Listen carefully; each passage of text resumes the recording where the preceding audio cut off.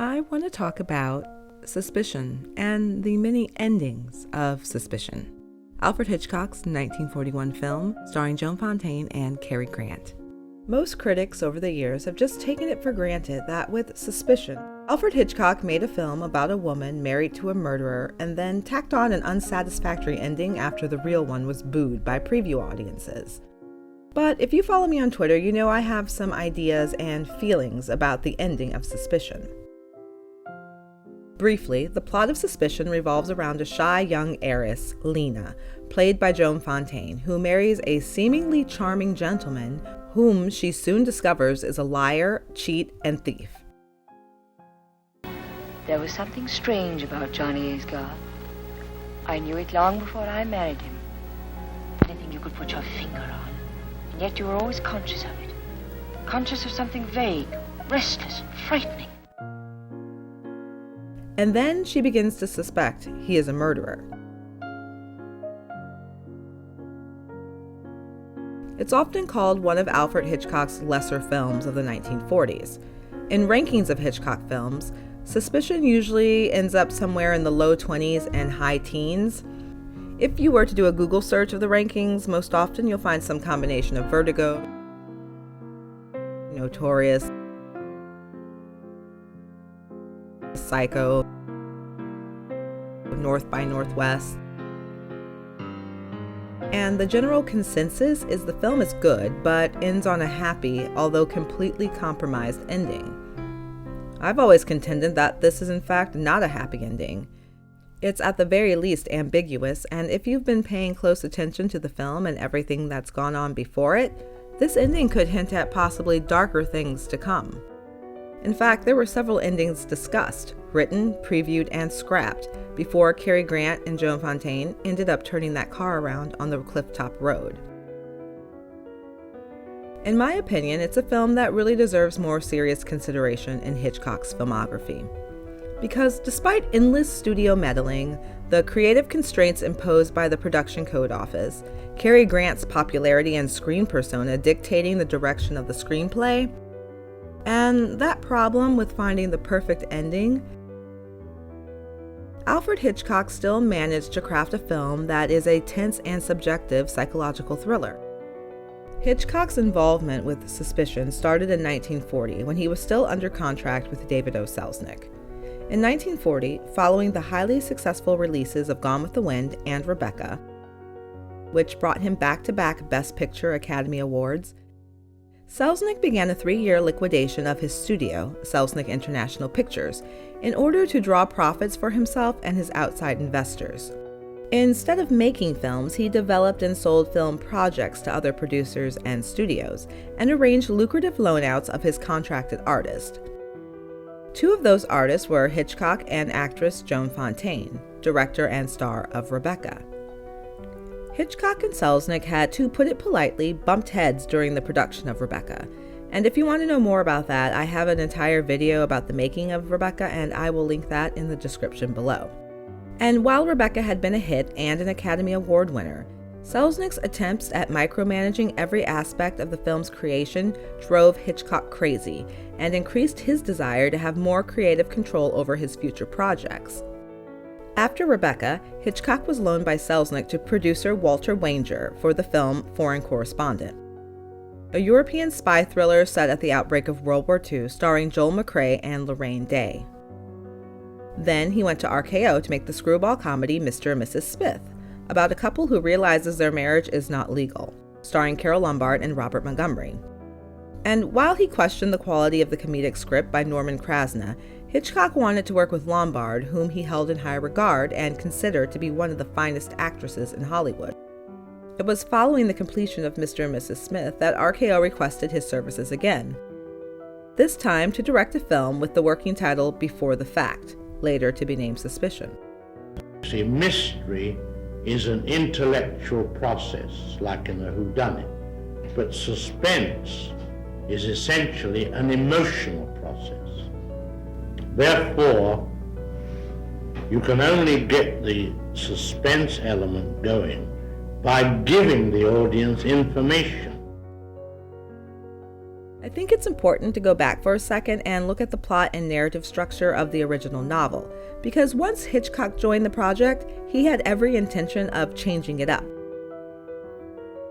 And changing it up created a problem because Hitchcock wanted his movie to end on a twist. As soon as I read Before the Fact, I knew there'd have to be a different ending, he said after the film's release, in an interview that appeared in the December 7th, 1941 issue of the New York Herald Tribune, which I don't think many people actually read because that morning the Japanese attacked Pearl Harbor. And the ending that had to be changed was a doozy, because Francis Iles, the nom de plume for Anthony Berkeley Cox, intended his 1932 novel Before the Fact to be different from other crime stories. Rather than being a murder mystery, the novel is an experimental psychological thriller. The tension in the novel comes from the victim slowly realizing that her husband is a murderer and she is going to be his next victim. The story is told exclusively from the perspective of the wife, Lena, a wealthy but insecure woman hovering on the edge of spinsterhood, who marries shady Johnny Aysgarth against the wishes of her father. Lena believes she can change Johnny for the better, but she really has no idea how bad he really is. In the novel, Johnny is a despicable character. He's an embezzler, a gambler, an adulterer, a thief. He commits insurance fraud, and he is a murderer. Lena ignores about 7,000 red flags and frustratingly forgives or makes excuses for some of his worst offenses. You're a baby. Oh, I know you didn't marry me for my money. You could have done much better elsewhere. He's bad. He even gets one of their maids pregnant and then agrees with Lena's suspicions that the maid is guilty of stealing a valuable ring and that she should be fired, when he's the one who stole the ring and then submitted a fraudulent claim to the insurance company saying it was lost. In the novel, he's absolutely awful. And in the end, he doesn't pay for any of these crimes. In fact, he stands to profit from them. Lena, after uncovering all this, still loves him so much that when he's ready to bump her off for her money, something she's been expecting to happen for some time, she willfully drinks the poison he hands her. The last line of the book being the pitiful, "It did seem a pity she had to die, when she would have liked so much to live." Before Hitchcock was attached to the project, RKO, knowing the constraints of the production code, made several attempts to produce as faithful an adaptation of the story as they could. The code dictated that Johnny could not get away with as many crimes because crime could not pay. In an early 1938 script, Johnny commits his crimes but ends up getting gunned down in the woods by the police. In another version, submitted by Boris Inkster and novelist Nathaniel West in 1939, the story is framed around a court case as Lena is on trial for shooting and killing Johnny when he attempts to murder her with poison. In these early drafts, Johnny most definitely pays for his crimes. At this stage of production, early casting choices for the roles of Lena and Johnny included Laurence Olivier and Francis D., George Sanders and Anne Shirley, and Michelle Morgan and Edmund O'Brien. This last pairing even made 2 screen tests for Hitchcock once he signed on to direct. But Michelle Morgan's prominent French accent presented an entirely new set of script problems.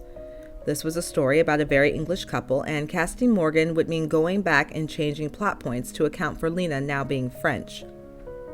It's important to note that up until this point, with Olivier, Sanders, and O'Brien possibly appearing in the Johnny role, RKO had no problem with Johnny being a murderer. This was to basically be a B movie with a budget of around $650,000. One treatment even had Orson Welles' name written in the margin, making him another interesting and possible contender for the role. It wasn't until early 1941 that Joan Fontaine and Cary Grant were tested and then cast. And this is when RKO began to object to Johnny the Killer.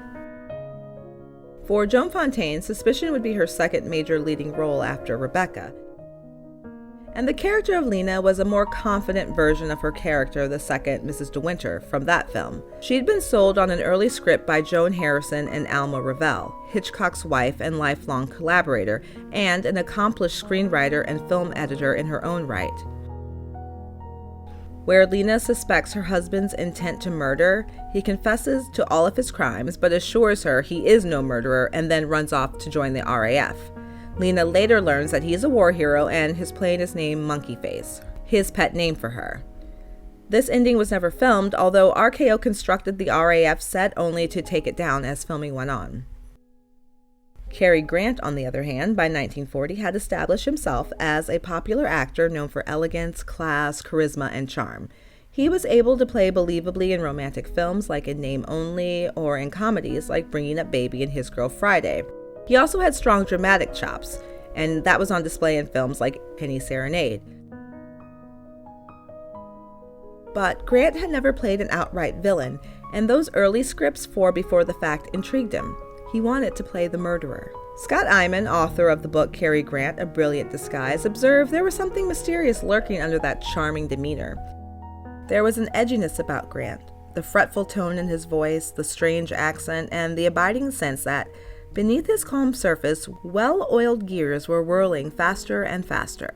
So, given the right material, this could be exploited and turned to the dark side.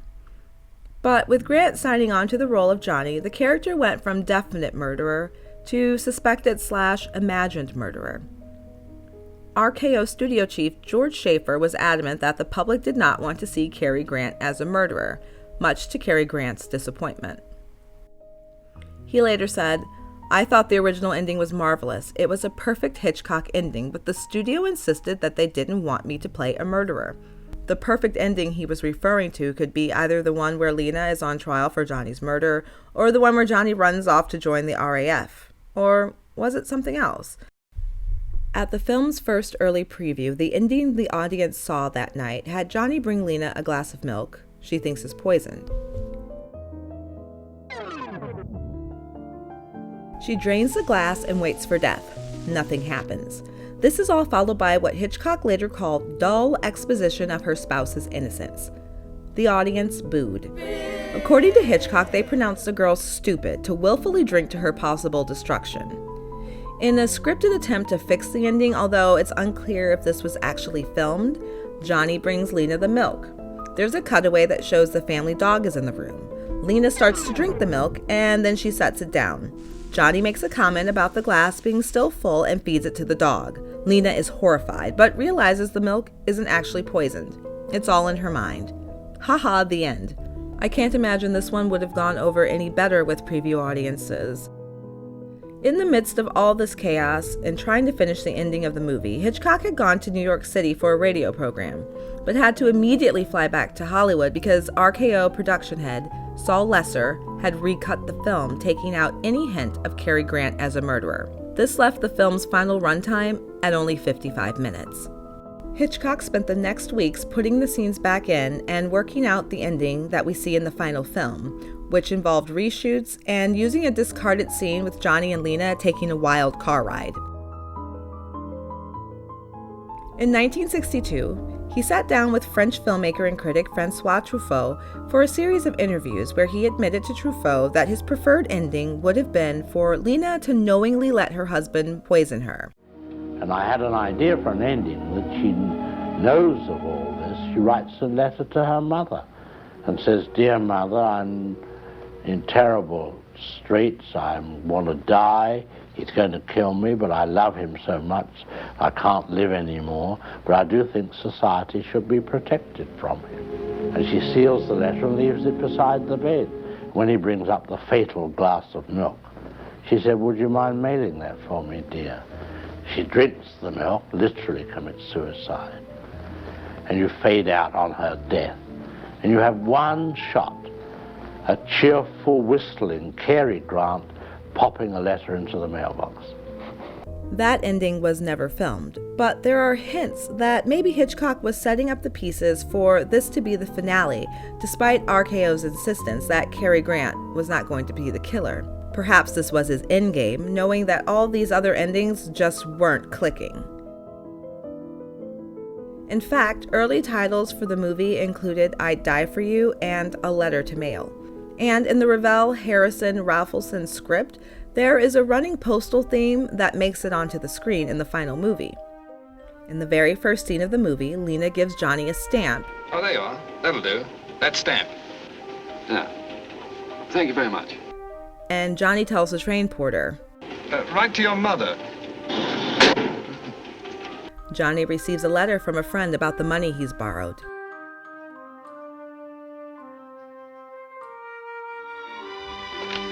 It isn't bad news, is it, dear? Oh, no, dear. It's from an old friend of mine. Lena goes to the post office hoping for a letter from Johnny. The news of the death of Lena's father comes via telegram, just after she's written a Dear John letter to Johnny. Lena sneaks and reads the letter from the insurance company about money in her insurance policy. And then there's this mailbox, featured prominently in the scene. In a 1969 interview, Hitchcock stated, "Cary Grant shouldn't have been in the picture in the first place. I had to compromise the ending." So now it's time to take a look at the ending we do have. After a fainting spell leaves Lena resting in bed, Johnny brings her a glass of milk. Its sinister glow foreshadowing something dangerous.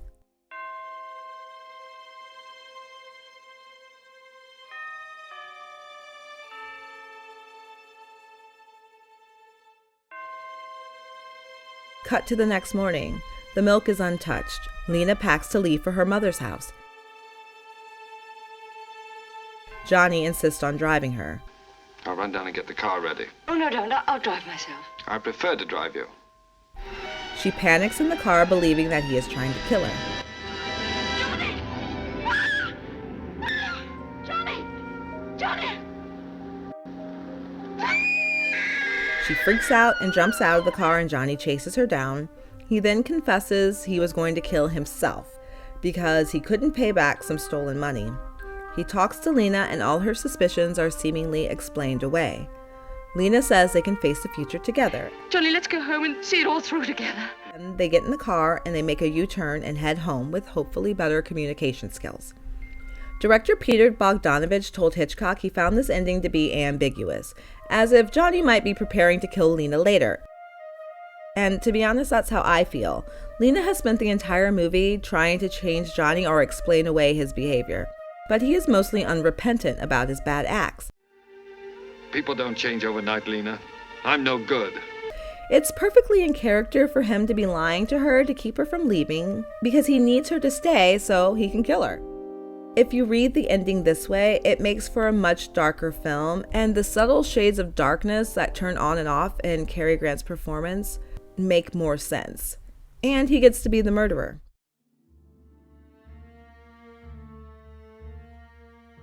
These are the facts. The evidence before the crime. I wanted you to know, in case I met a violent end. It's perfectly reasonable to believe that he will attempt to kill her at a later date. In the very first scene, he cons his way into the first-class carriage after buying a third-class ticket. I'm afraid you're in the wrong compartment, sir. Well, it's a first-class compartment, isn't it? Yes, sir. Well, then I'm all right. This is a third-class ticket, sir. He invites himself to the Hunt Ball. I don't recall having invited you in my party. Oh, how awkward. I thought you had. Otherwise, I should never have come all the way from London. He takes Lena on an extravagant honeymoon but hasn't got the money to pay for it. He rents and remodels a large and expensive home, and he doesn't have the money to pay for it.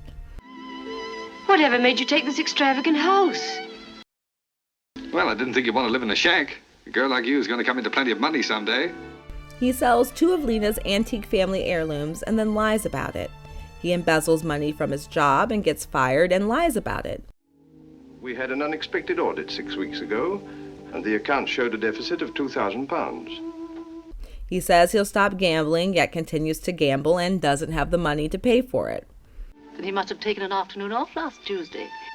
He was at the Merchester races. Was he? How interesting. Good afternoon.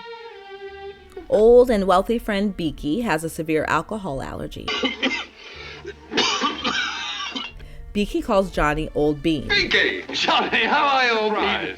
About those chairs, old bean. What do you got there, old bean? Beaky goes to a Paris bar with an unnamed Englishman who gives him a full glass of brandy. This friend is called. According to the waiter, who has a slight understanding of English, his name would appear to be Allbean or Wholebean. About those chairs, old bean. And Beaky dies.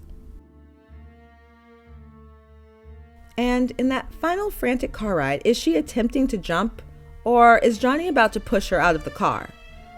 So, taking all these little bits and pieces, is it so far out of the question to believe that everything he says to Lena here is a lie?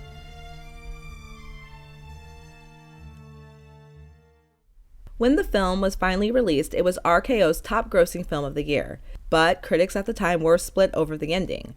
Philip K. Schur of the Los Angeles Times was complimentary. He said, "The ending has been criticized as abrupt. That, I think, is what makes it effective." After a critic screening, E.A. Cunningham of the Motion Picture Herald wrote, "The audience of professional reviewers seems deeply moved and shaken at the close of the film." But the September 18, 1941 issue of The Hollywood Reporter stated its opinion with the headline, "Suspicion can be a smash hit with change in the ending. Hitchcock triumphs, but the story folds up in the final minutes." It went on to say, "If RKO can find another satisfactory ending for Suspicion after 3 reported tries, it will have one of the greatest films of the year.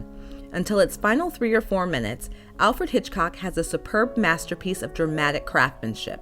It is so important a shortcoming in a picture that has no other fault in 100 gripping minutes. The melodramatic finale leaves you high and dry, gasping for satisfaction and mental release." The review goes on to praise Joan Fontaine, saying she gives an exquisite performance, even better than her role in Rebecca. And Fontaine would go on to win the New York Critics Circle and the National Board of Review Awards for Best Actress. She and Cary Grant would jointly win the Photoplay Award for Best Performance. At the 1942 Academy Awards, held on February 26, a solemn affair occurring just a couple of months after Pearl Harbor, Fontaine won the Academy Award for Best Actress. Her competition included Bette Davis in The Little Foxes, Barbara Stanwyck in Ball of Fire, Greer Garson for Blossom in the Dust, and her own sister, Olivia de Havilland, in Hold Back the Dawn. Fontaine's win made her the only actor to ever get the award for appearing in a film directed by Alfred Hitchcock. Grant was also nominated that year, but for Penny Serenade. One thing that irks me about contemporary assessments of Fontaine's win is that it's written off as a consolation prize for not winning the previous year for her Rebecca nomination. And that's unfair. That dismisses how great a film Suspicion is and how good Fontaine's performance actually is. Some critics at the time even felt that Rebecca had been portentous and Suspicion was a return to Hitchcock at his best. Edward Shallard's review for the Los Angeles Times said, "You have doubtless already heard that she was designated by the Critics Circle of New York as outstanding. Unquestionably, it is she who carries the large burden of exactly and painstakingly registering the production's intent, and it is a rare performance in any year." And The Hollywood Reporter said, "The performance of Fontaine exquisitely surpasses her Academy Award-nominated turn in Rebecca." The story was so popular that from 1942 through 1949, it was adapted 6 times as a radio drama. Here's the first act of Suspicion, starring William Powell as Johnny and Olivia de Havilland as Lena, with Charles Irwin as Beaky. Let me go. Let me go. Don't be a little fool. What's the matter with you? Let me go.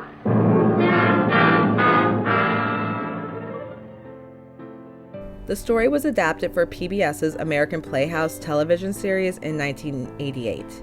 And it's terrible. I mean, this is not good.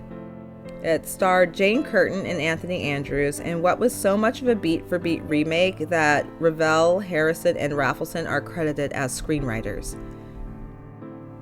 It's really bad, but what it does is it makes you realize how absolutely phenomenal Fontaine and Grant really were. Hello, monkey face. Hello, You monkey face. startled me. I didn't hear you coming. You frightened me. I didn't see you coming. This one even keeps the same ending. I mean, if you're going to redo it, let's try something else.